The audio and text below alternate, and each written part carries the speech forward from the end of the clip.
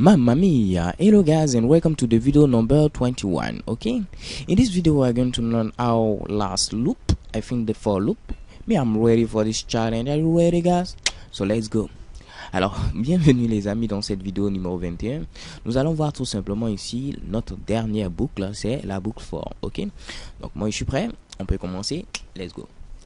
Alors ici à ce niveau, la boucle for, elle est un peu différente au niveau de la syntaxe que la boucle while et la boucle do while, ok, et c'est quasiment normal. Alors pour ce faire, on va utiliser tout simplement ici un petit exemple. Je vais rapidement mettre le code source et je vais vous expliquer par la suite à quoi va servir ici tout ce Mitsubishi, ok. Donc ici je mets $compteur égale à 1 point virgule, je mets ici $compteur inférieur à 10, ok. Donc là je vais mettre pourquoi pas inférieur ou égal à 10. Et je mets ici $compteur plus plus. Et à ce niveau, je vais mettre tout simplement echo $compteur, pourquoi pas. Auquel on va ici concaténer avec un petit BR pour un retour à la ligne.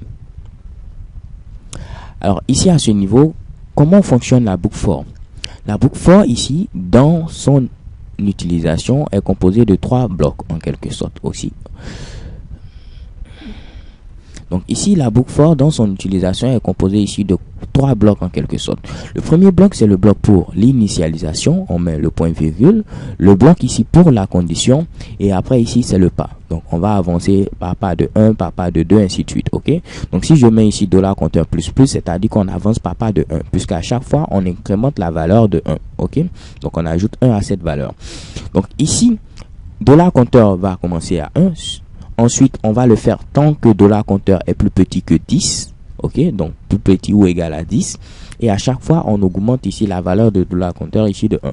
Donc, ce qui va faire que à ce niveau, on va afficher 1. Ensuite, on ajoute 1. Cela fait maintenant 2.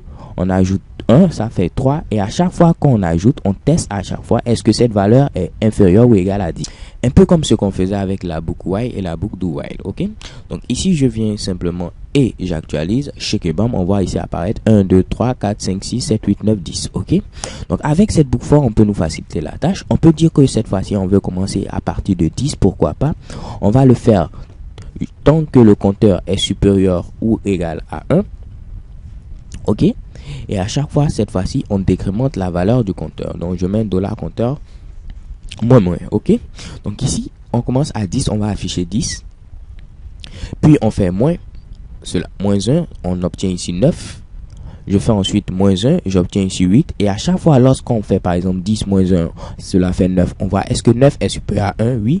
Jusqu'on va arriver ici à une valeur qui ne sera plus supérieure à 1. Ce qui va faire qu'on va afficher simplement 10, 9, 8 jusqu'à 1. Ok. Donc j'actualise et check et bam, 10, 9, 8, 7, 6, 5, 4, 3, 2, 1. Parfait.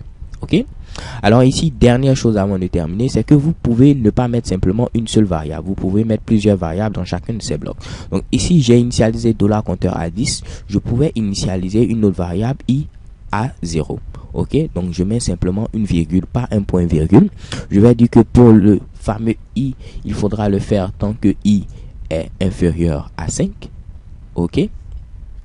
Et pour terminer ici à ce niveau, je vais mettre ici $i plus plus. Alors là, il me semble que je vais agrandir un tout petit peu mon éditeur de test. Ok. Donc ici, le compteur lui commence à 10. On va le faire tant que le compteur est plus grand que 1. Ok. À chaque fois, on décrémente la valeur. Alors que pour le i, on commence à 0. On va le faire tant que i est inférieur à 5. Et à chaque fois, on incrémente ici cette valeur. Donc après avoir affiché ici le compteur, je vais afficher ici maintenant le i. Ok. Donc je mets ici $i. Alors, qu'est-ce qui va se passer? Ici, à ce niveau, si je fais, tout sera mélangé. Donc, pour ne pas que tout soit mélangé, je vais tout simplement faire un truc de ce genre. Je vais mettre ici ce petit Mitsubishi. Ok? Donc, je saurai que la première valeur affichée est la valeur du compteur. Et ensuite, la valeur suivante, c'est la valeur ici tout simplement du i. Ok? Donc, j'ouvre mon navigateur, j'actualise, check et bam, on voit ici 10, 9, 8, 7, 6. Ici, on voit 0, 1, 2, 3, 4. Alors, vous allez me dire pourquoi ici on n'a pas vu ici 19, 8, 7, 6, 5, 4, 3, 2, 1. Tout simplement parce que lorsque l'une des conditions ici est fausse, automatiquement on arrête ici le bloc. Ici on a dit on va s'arrêter lorsque le i est plus petit que 5. Ok, ce qui a été le cas ici, puisque ici on avait 0, on avait 1, on avait 2, on avait 3, on avait 4. 4 est plus petit que 5, puisqu'on ne peut plus exécuter le bloc correspondant ici au i, on s'arrête automatiquement également pour le bloc correspondant ici au fameux compteur. Alors les gars, j'espère que c'est pas assez confus. Ne vous inquiétez pas, si vous avez compris simplement la première partie, ça pourra faire l'affaire. J'ai voulu ici un peu mélanger les choses. So thank you guys for watching. Don't forget to subscribe and have a nice day. XOXO.